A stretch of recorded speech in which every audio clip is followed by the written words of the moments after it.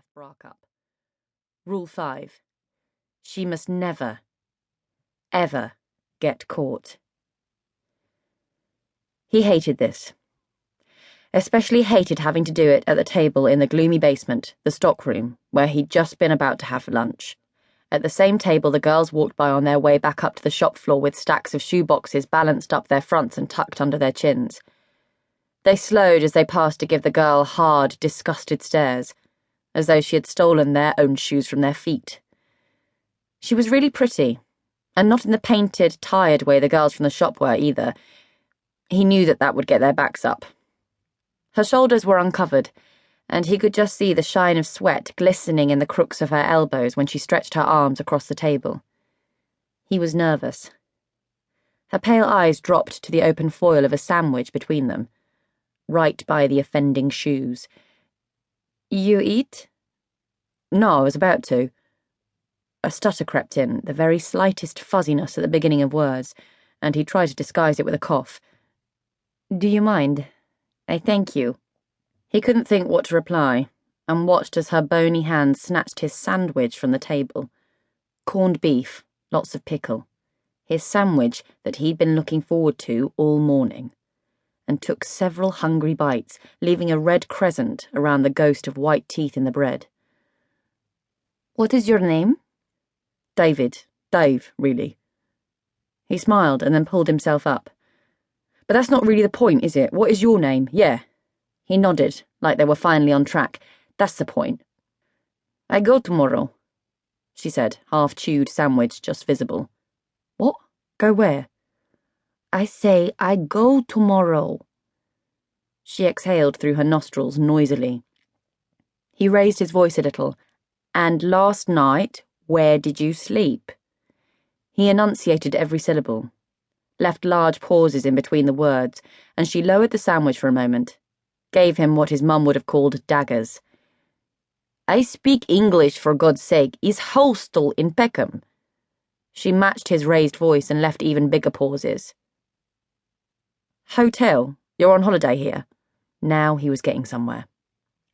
"No, hostel. I live here. Tomorrow I go find the room to live."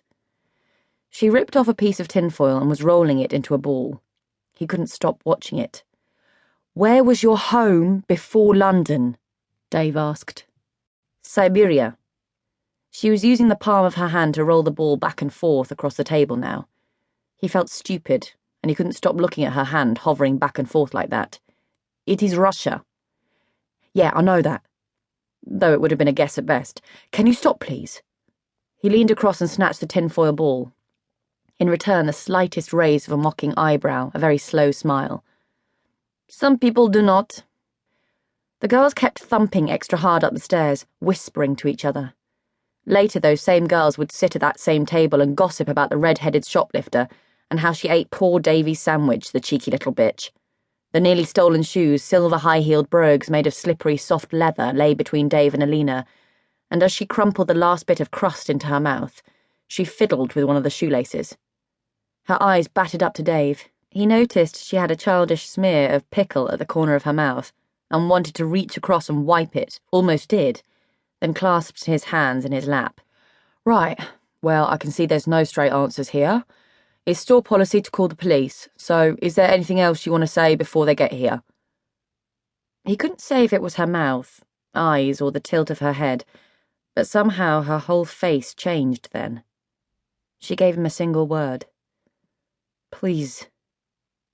She looked down at her hands, and when she looked up her face was softer, one hand brought to her neck. "I'm apologize to you. I am confused." As she spoke, she counted off each point on her fingers. "I am new. I try on shoes. I am confusing about taking off." The rise and fall of her accent put him in mind of seagulls swooping for scraps. His stomach knotted up. Just his luck to get indigestion from the sandwich she had eaten. "You tried to walk out of the shop wearing them." He pulled out a curling pair of dusty blue flip-flops. "You dropped these because you were going so fast. You set off the alarm and still tried to leave the shop. Honestly, I wish this was my decision, but—" She straightened, then placed her forearms on the table, looked at him, and met his eye for the first time. A jolt.